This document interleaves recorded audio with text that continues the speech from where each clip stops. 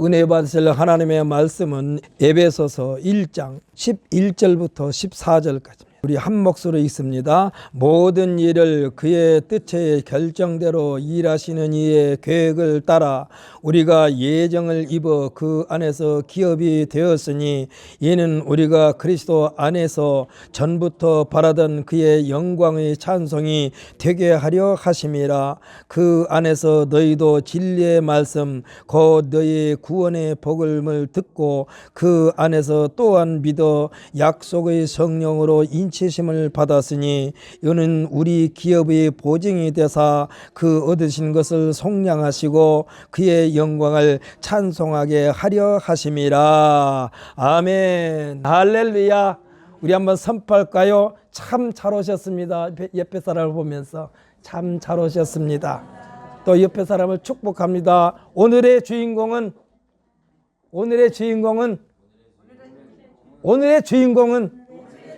당신입니다. 아멘. 할렐루야. 할렐루야.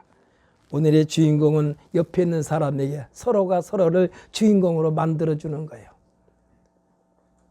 나무에 열매가 맺혔는데 거기에 잎이 없으면 어떻게 될까요? 그 열매가 돋보이질 않아요. 그런데 잎이 있을 때 열매가 돋보입니다. 그 열매가 없고 잎이 없고 열매만 있으면 쓸쓸해 보여요. 그래서 잎도 열매를 위하여, 열매는 잎을 위하여 서로 존재하는 것입니다. 저는 오늘 본 말씀 에베소 1장 12절로 14절 말씀을 가지고 추수감사 주일날 하나님께서 말씀하신 복이 무엇인가라는 제목으로 은혜 받는 시간이 되시기를 원합니다. 우리가 살고 있는 세상에는요, 고급 그리고 전문적인 지식을 소유한 자를 국가라는 기관에서 나라의 유익을 최대한으로 확보하기 위하여 인재를 뽑습니다. 가장 고급 공무원을 뽑는 일에 대하여 뭐라고 합니까? 고시라고 합니다. 고시. 일명 고등고시의 준말로 사용되는데 우리나라에서는 여러 가지 고시가 있지만은 3대 고시가 있습니다. 어떤 고시냐? 사법고시, 행정고시, 의무고시인데 여기에 합격하면은 정부 각 부분의 중간 관리직 공무원으로서 일컫게 하고 일하게 됩니다. 합격하게 되면 국가공무원 인재개발원에서 연수를 받고 배치 희망부처를 제출하여 일하게 하는 뚜렷한 목적이 있습니다. 이들은 분명한 국가 자원으로 활용되는 엘리트들입니다. 이들이 합격했을 때 출신 학교는 학교대로, 그들이 세상에 태어난 고을은 고을대로 자랑거리가 되어 큼직한 프랑카드를 학교 정문에 또는 고을 입구에 내걸기도 합니다. 이들은 한마디로 장래가 보장됩니다. 그리고 가문의 영광으로도 여깁니다. 그것도 나라로부터 법적으로 보호를 받습니다. 이들이 해야 할 일들은 매일같이 강행군해야 합니다. 어떻게 보면 나라의 미래가 이들의 손에 달려 있다고 해도 과언이 아닙니다. 오늘 여러분들은 하나님으로부터 특별히 뽑힘받은 줄 믿으시기를 바랍니다. 무엇을 위하여? 하나님의 영광을 위하여. 그러니까 이들의 국가관과 가치관이 건강하면 나라는 발전할 것입니다. 역사적으로 나라의 흥망성쇠의 열쇠는 이들에게 달려 있다고 봐야만 할 것입니다. 그러니까 이들이 충신이 될 건가 간신이 될 건가, 그들의 마음다짐이 대단히 중요해요. 충신은 어떤 사람을 충신이라고 그럽니까? 나라를 위하여 공적인 사람이라고 늘 마음판에 간직하면서 나라의 이익을 위하여 자기 생명을 바칠 각오를 하면서 근무할 때 이 사람들은 충신이라고 말합니다.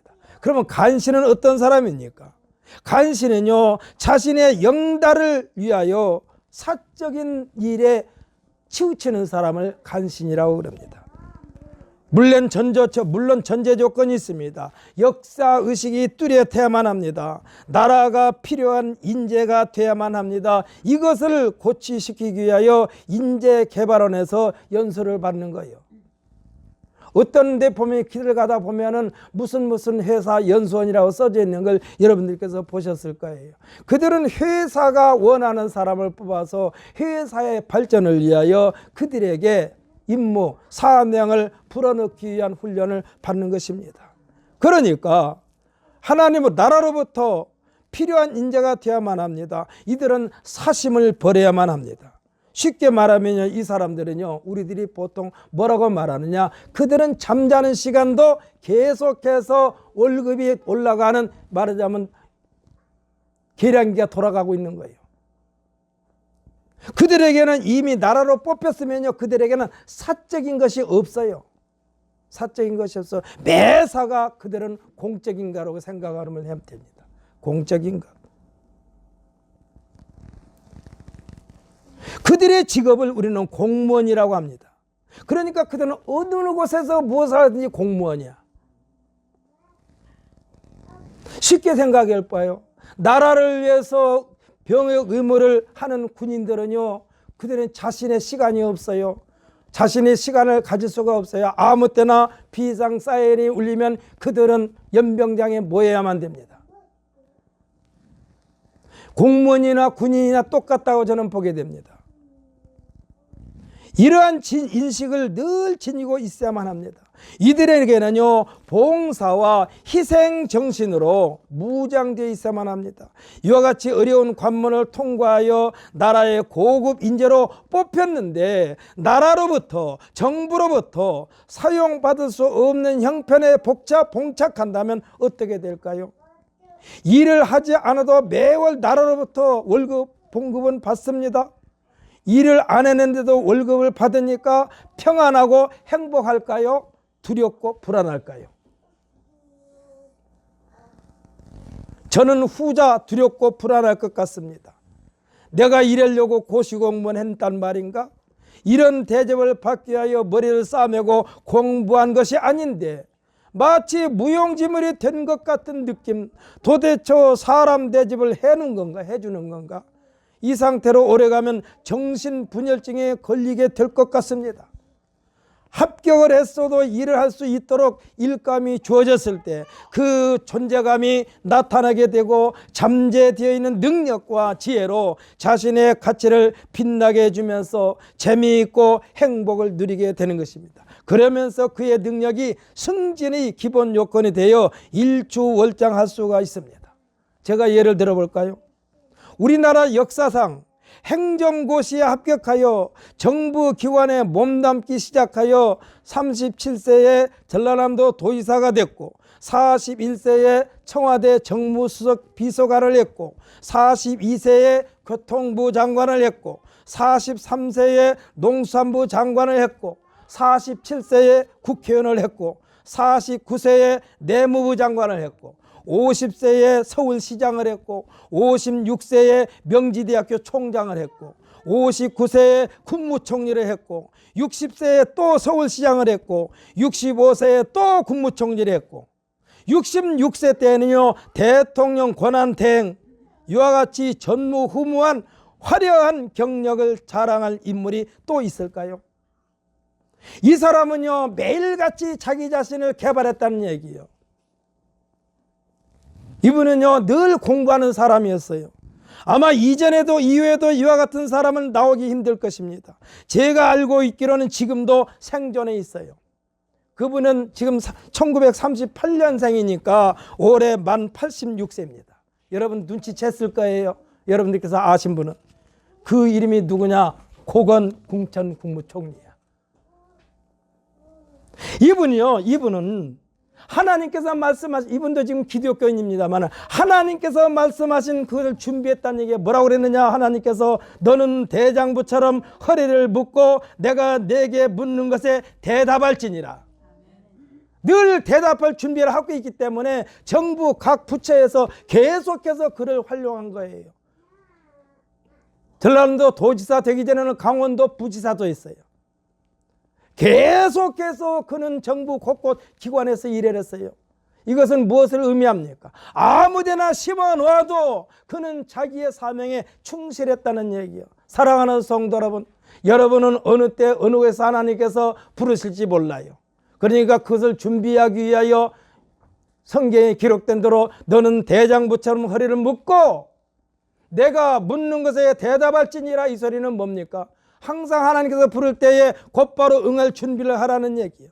이분은 독실한 기독교인으로서 최고 통수권자인 대통령만이 사인을 할 수 있는 자리에 몇 개월 동안 대통령 권한 대행으로서 사인까지 했습니다.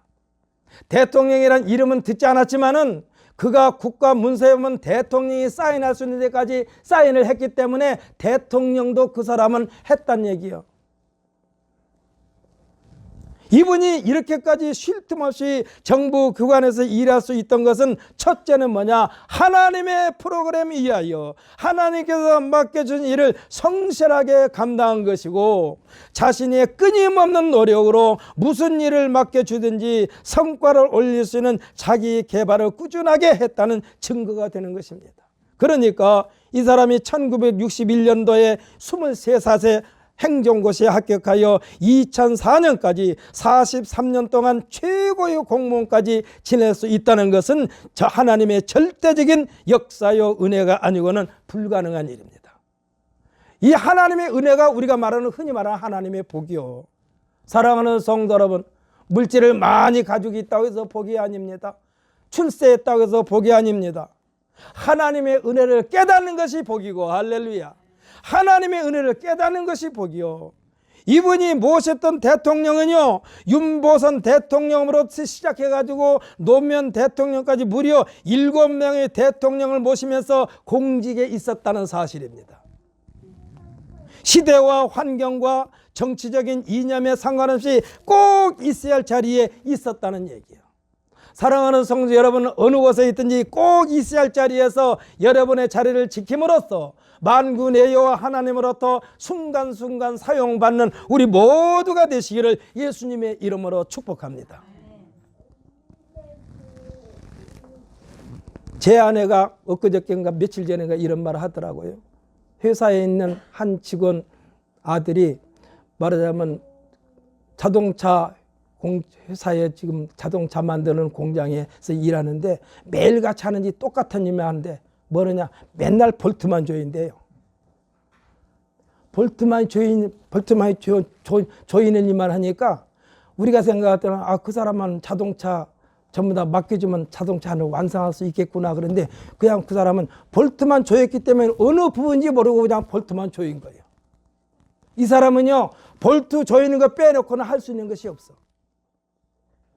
지금 모든 공장에서는요, 일을 하는 사람들이 각 분야별로만 정해져 있지 전체를 할 수 있는 사람들은 별로 없어요. 옷을 만드는 것도 그렇습니다. 옷을 만드는 것도 보면요, 옛날에는 한 사람이 처음부터 재단에서 만들어면 모든 옷을 완성할 때까지 각 부분을 다 합니다. 그렇기 때문에 조각이 하나 굴러다녀도 저거는 어느 부분 조각이라는 걸 알아요. 왜? 다 했기 때문에. 그런데 요즘에는 다 하지 않습니다. 어떤 사람은 계속해서 주머니만 만듭니다. 어떤 사람은 계속해서 단추만 답니다. 어떤 사람은 계속해서 카라만 만듭니다. 어떤 사람은 팔뚝만 만듭니다. 어떤 사람은 옆구리만 만듭니다. 그러니까 이 사람은요, 그 분야, 자기가 한 분야 외에는 할 수가 없어. 그런데 조금 전에 말씀드린 이 고건 국무총리 했던 분은 각 분야에서 다 했기 때문에 이분을 향하여 행정의 달인이라고 부르기도 합니다. 사랑하는 성도 여러분, 하나님께서는 우리들어 너는 대장부처럼 허리를 묶고 내가 내게 묻는 말에 대답할지니라 했으니까 하나님의 말씀을 늘 묵상하여 어느 때 어느 장소에서 하나님께서 부르시든지 곧바로 실천할 수 있는 우리 모두가 되시기를 예수님의 이름으로 축복합니다. 이 시간 옆에 사람을 보면서 다시 한번 축복합니다. 당신이 그 사람입니다. 아멘, 할렐루야. 당신이 그 사람이요. 오늘 우리가 합독한 본문보다 앞서 있는 3절 말씀을 보면 찬송하리로다 라고 있습니다. 하나님 곧 우리 주 예수 그리스도의 아버지께서 그리스도 안에서 하늘에 속한 모든 신령한 복을 우리에게 주시되 라고 했습니다. 누구를 찬송할까요? 하나님을 찬송하는 것입니다. 하나님은 찬송받으실 유일한 분입니다. 왜 찬송하리로다 했습니까? 그리스도 예수 안에 있는 성도들에게 신령한 복, 하늘에만 있는 신령한 복을 주시는 것에 대한 성도들의 반응이 찬송입니다. 이 찬송은요, 감사한 마음의 결정체요. 감사한 마음이 없이는 찬송할 수가 없어요. 찬송은 신앙 고백의 색다른 표현이기도 합니다.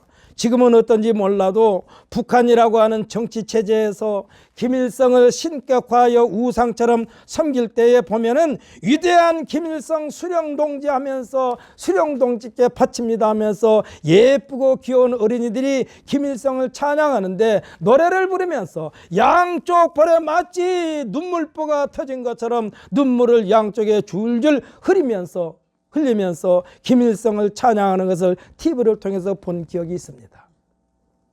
이들의 정치체제는 김일성, 곧 김일성이 신이요, 김일성이 우상이요, 그들에게는 김일성이 하나님이었습니다. 그런데 지금 김일성은 어떻게 하고 있습니까? 특수한 방법으로 방부제를 사용하여 이미 죽은 지가 30년이 됐음에도 불구하고 평양에 있는 금수산 태양궁전에 잠자는 모습으로 시신이 안치되어 있습니다. 마치 흔들어 깨우면 곧바로 일어날 수 있는 모습입니다. 하지만 이미 그는 죽었습니다. 1년에 이것을 유지하기 위하여 들어가는 비용이 수억 원씩 들어간대요. 이 미친 짓 아닙니까? 자기네들이 말한 인면은 굶어 죽어 가는데 죽은 시신 하나 보존하기 위하여 수억씩 돈을 쳐드린다는 것, 이건 미친 짓이요. 그리고 하나님께서 말씀하신 하나님의 방법, 하나님의 섭리도 그들은 저버렸습니다. 성경에서 뭐라고 했습니까? 너는 흙이니 흙으로 돌아가라 하신 이 명령조차도 거부한 사람이 김일성이야.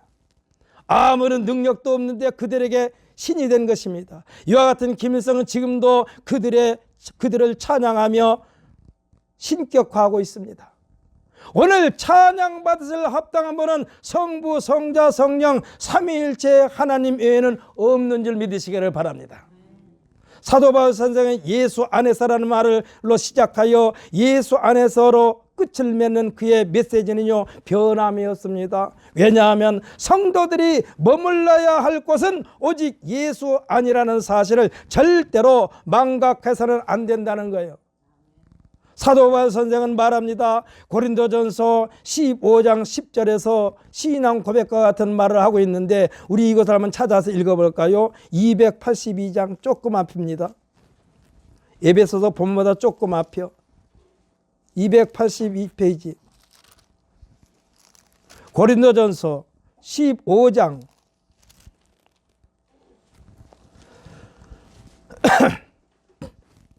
10절 말씀입니다. 282페이지 천천히 찾으세요. 신약성경 280, 오늘 본문보다 조금 앞입니다. 고린도전서 15장 10절 우리 함께 읽습니다. 그러나 내가 나된 것은 하나님의 은혜로 된 것이니 내게 주신 그의 은혜가 헛되지 아니하여 내가 모든 사도보다 더 많이 수고하였으나 내가 한 것이 아니요 오직 나와 함께 하신 하나님의 은혜로라. 아멘. 할렐루야. 하나님의 사랑을 깨닫는 것이 복인 줄 믿으시기를 바랍니다. 사랑하는 성도, 이 한 시간에 여러분이 하나님이 여러분을 사랑한 줄 믿으면 아멘 하시기 바랍니다. 아멘. 할렐루야. 여러분은 하나님께서 사랑하고 계셔요. 사도 바울은 자신의 존재 그 자체가 하나님께서 자기에게 베풀어 주신 복, 은혜라는 것입니다. 이 은혜를 깨닫는 자는 환경과 형편에 구애받지 않습니다. 구애받지 않습니다. 그리고 계속해서 찬양합니다. 지금이야 손으로 글씨를 쓰는 것보다 핸드폰으로 문자를 입력시키는 것에 더 익숙한 세대입니다. 그래서 요즘에 대학생들, 젊은 사람들 글씨 잘 쓰는 사람들을 못 봤어. 저는 제 글씨가 굉장히 제가 봐도 형편없는 글씨거든요. 그런데 제가 봉사하면서 삼립회사에 들어가면 거기 들어가기 전에 내가 누구인가를 다 써놓고 들어가야 돼. 내 이름과 어디에서 왔으며 무엇하러 왔는가, 자동차 번호까지 다 쓰고 끝들이 제 이름을 사인을 하는데 그것을 보는 사람들마다 나더러 아예 명필이래. 물론 나 듣기 좋으라고 한 소리겠지만 글씨를 참 잘 쓰십니다. 그래. 내가 볼 때도 잘못 쓰는데 어떤 사람은 나더러 그것이 손으로 쓴 글씨냐, 발로 써도 그만큼은 쓰겠다 할 만큼 졸필인데도 그렇게 말을 해요. 핸드폰으로 지금 문자를 다 씁니다. 그거 키보드로 다 편지도 요즘 보면은 손글씨 써가지고 편지 오는 걸 제가 받아본 적이 별로 없는 것 같아. 다 컴퓨터에서 프린트로 다 나옵니다. 연필로 글씨를 쓸 때에 잘못 쓴 글씨는요, 연필에 붙어있는 지우개로 지우기도 합니다만 깨끗하게 흔적도 없이 지워지지는 않습니다. 자국이 남아 있습니다. 그러나 핸드폰으로 입력시키는 글씨는 오자가 났을 경우에 지우면 흔적도 없이 깨끗하게 지워집니다. 오늘 본문에 앞서 3절부터 7절까지 읽어보면 하나님께서 그의 아들 예수 그리스도를 우리에게 보내신 것은 예수 그리스도 안에서, 이 예수 그리스도 안은 사랑 아니라고 그랬습니다. 이 사랑 안에서 흠이 없게 하려는 것이라고 그랬습니다.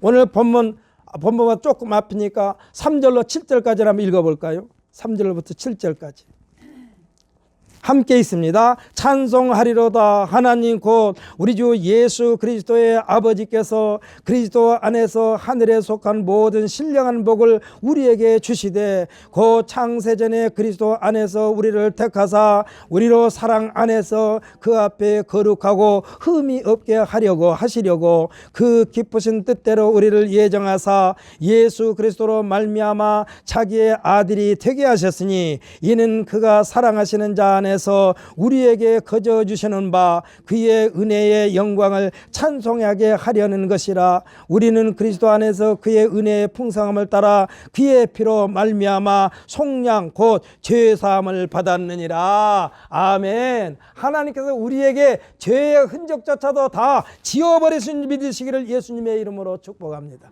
그러면서 우리를 향하여 내 아들아 내 아들아 부르시는 거예요.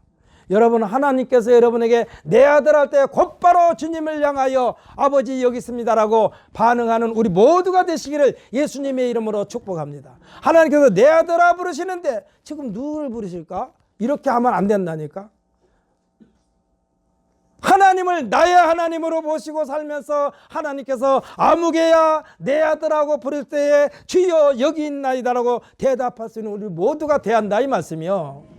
그렇게 하려고 예수님이 보내주셨고 예수의 피로 우리의 죄의 흔적도 깨끗하게 지워버리신 줄 믿으시기를 바랍니다. 연필로 글씨 쓴 그 자국은 그냥 아무리 지우개로 질려도 글씨 모양은 지울지 모르지만 그 흔적은 그대로 남아있어요. 이 죄사함은 흔적도 없습니다.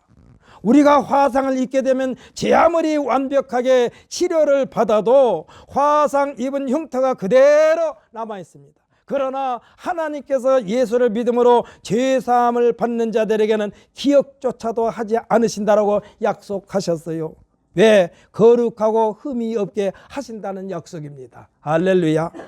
이것이 하나님께서 우리에게 주신 복입니다. 아멘. 하나님께 주신 복이요, 여러분. 이 복을 소유한 자만이 천국 입국 절차를 통과할 수 있어요. 이 땅에서 사는 동안에 모든 것이 잘 되는 것 당연히 복입니다. 그런데요, 대영국이 자랑하는 대문호 셰익스피어의 유명한 말 중에 여러 가지 말이 많이 있습니다만 오늘 주보 3면에도 제가 올렸습니다만은 그 3면에 보면은 언급해 놨습니다만 뭐라고 그러냐, 죄를 짓고 잘 되는 사람도 있고 덕을 베풀고도 망하는 사람이 있다라고 있습니다. 그러면은 덕을 베풀고 망한 사람은 얼마나 억울할까? 이걸로 끝나버리면. 이와 비슷한 일 우리나라도 있지 않습니까? 독립운동할 때 독립자금을 마련해 주느라고 자기 있는 재산을 다 말하자면 독립자금으로 냈던 사람은 가난하게 지금 찌들어 살고 있고, 이 독립운동한 사람들을 데려다가 핍박하고 하는 사람은 더 떵떵거리고 살고, 이것으로 끝나버리면 희망이 없어요.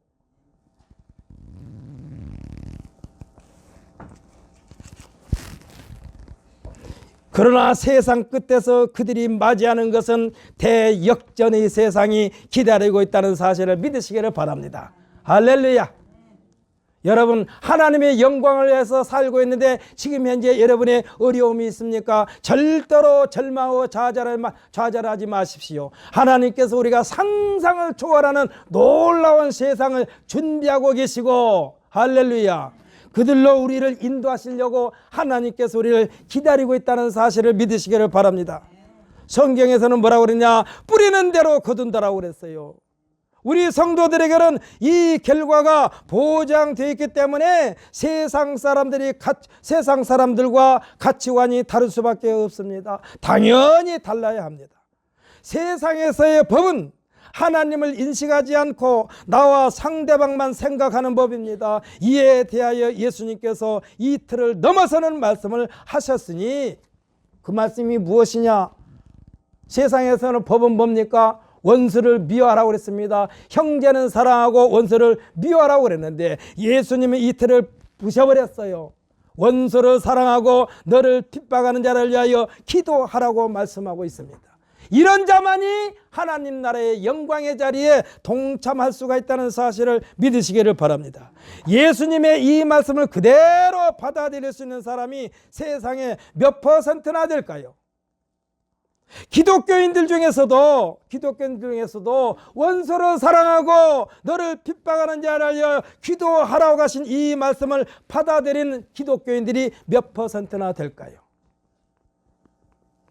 하나님을 믿는다고 하면서, 예수를 믿는다고 하면서 저 사람을 보기만 보면 미워, 상대하기도 싫어, 이런 사람들 회개하십시오. 대답해요. 이런 사람들 회개하십시오. 절대로 내 앞에는 미워하는 사람이 없어야 돼요. 미워하는 사람이 있는 순간, 미워하는 사람이 있다면 이 한 시간에 이 추수감사절을 통하여 그 미워하는 사람을 보면서 더욱더 하나님 앞에 감사하시기를 예수님의 이름으로 축복합니다. 그래서 예수님께서 말씀하신 말씀대로 원수를 사랑하고 너를 핍박하는 자를 위하여 기도하라고 그랬습니다. 어떻게 보면 예수님 말씀대로 살면은 바보같이 느껴져요. 우리들은 오른뺨을 치면 너도 오른뺨 때려라 라고 우리들은 그렇지 않습니까? 우리들이 보통 그러죠. 자식들 키울 때 자식들이 밖에서 맞고 오면 야 이놈아 왜 바보처럼 맞아, 너도 두드리게 패고 오지. 이것이 조금 더 나가면 이제 부모들끼리서 싸워요. 자식 싸움이 부모 싸움으로 번져. 그래서 맞고 왔다고 해서 그 자식을 칭찬하라는 얘기는 아닙니다. 그래서 어렸을 때부터 자기 몸을 보호하기 위한 호신순도 가르쳐야 돼요. 적어도 그냥 맞지 말고 최대한으로 막을 수 있는 방법을 우리는 가져야 돼요. 2024년대에 맞이하는 추수감사 예배를 통하여 모든 일에 하나님께서 함께하고 계신다는 신앙이 회복됨으로써 감사에 감사를 날마다 더하시기를 예수님의 이름으로 축복합니다. 오늘 여러분에게 연설에 퀴즈를 한번 내려고 그러는데, 상품은 준비되지 않았습니다만은 이 답은 이종거리가 말하는 게 정답이 아니라 이종거리가 생각하고 있는 답이라고 생각하기 때문에 여러분이 맞출지 안 맞출지는 몰라도 제가 생각하고 있는 대답을 하는 사람은 맞는다고 제가 할 것입니다. 하늘에서 비치는 태양빛을 여러분 분석하면 그 색깔이 무슨 색깔일까요? 대답할 수 있는 사람 한번 손 들어보세요. 하늘에서 비치는 태양빛을 우리가 색깔로 이렇게 분석한다면 무슨 색깔일까요? 틀려도 괜찮아요. 무슨 색일까요? 여러분 생각한 대로 말해보세요. 우리 저기 오태겸 무슨 색일까요? 색깔이 없어요? 또 색깔이 없다고 생각하십니까? 이종거리가 생각하는 색깔은 초록색입니다. 왜 초록색이냐? 태양빛이 계속 비친다는 전부 다 초록색으로 온전히 덮여 있어요.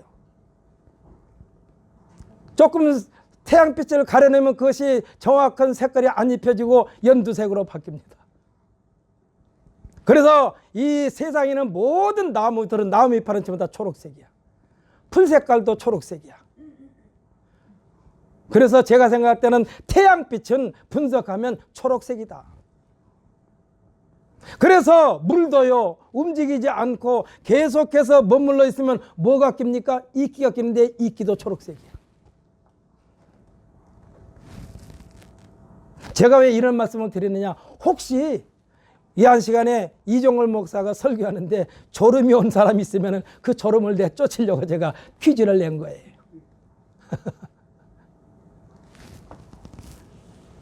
오늘 본문을 비롯하여 1장 3절에서부터 2장 22절까지를 읽어보면 성도들은 당연히 하나님으로부터 예정된 거룩한 백성이기 때문에 이 거룩성을 유지하기 위하여 예수 그리스도 안에서 때가 찬 경륜을 위하여 예정된 것이니, 또한 그 안에서 성령으로 인치심을 받았기에 이에 대한 성도들의 반응은 감사여야만 된 줄 믿으시기를 바랍니다.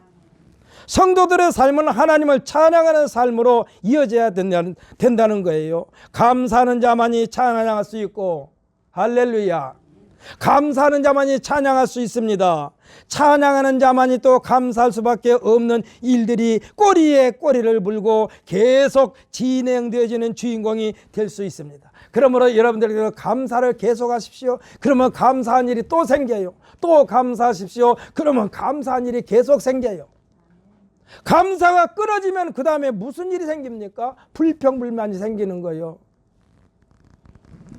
우리는 감사에 감사를 더하여 계속해서 감사에 감사를 더한 바는 우리 모두가 되시기를 예수님의 이름으로 축복합니다. 3절에서 뭐라고 했습니까? 찬송하리로라도 시작된 말씀이 6절에서는 뭐라고 하느냐? 그의 은혜의 영광을 찬송하게 하려는 것이라 했습니다.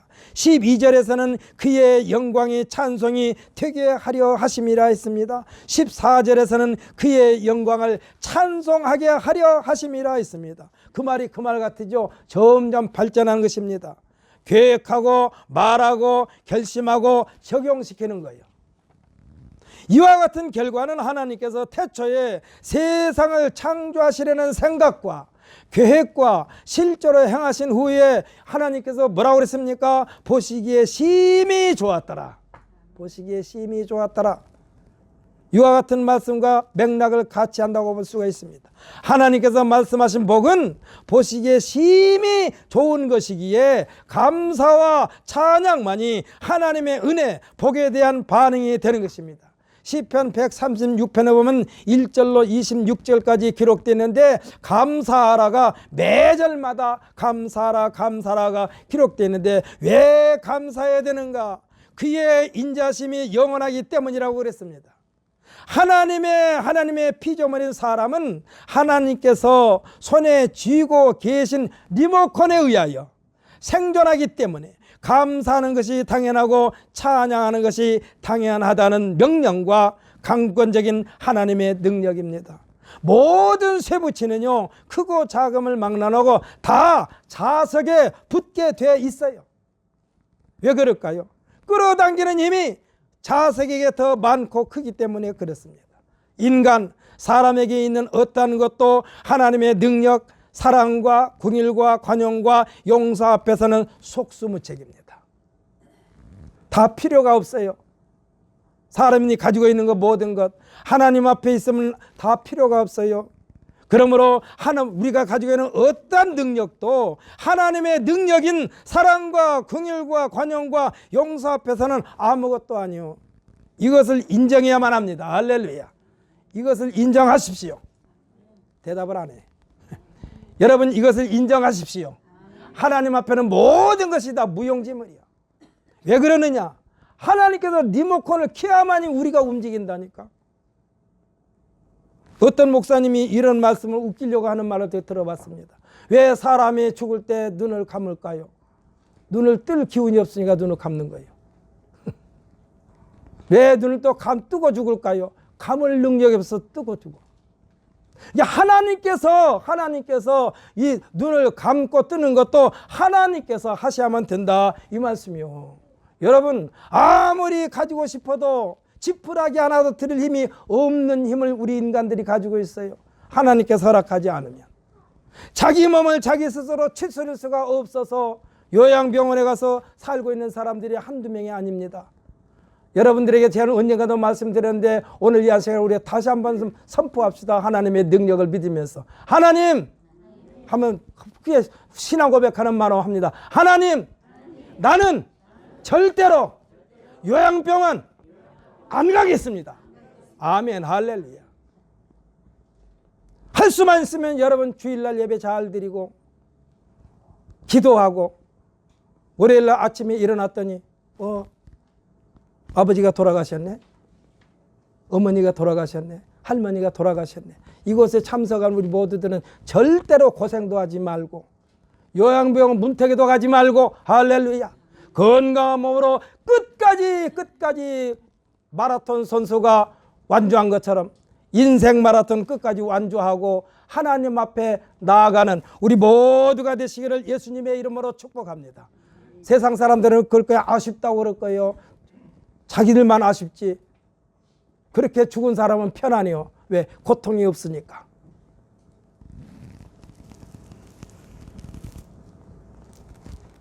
하나님의 말씀에 순종하고 하나님 명령에 복종하고 하나님의 뜻을 헤아리면서 사는 자들에게는 하나님께서 복을 안 주실래야 안 주실 수가 없어요. 하나님께서 복 주시는 것은요, 누가 빼앗지도 못합니다. 왜? 눈에 보이는 것이 아니니까.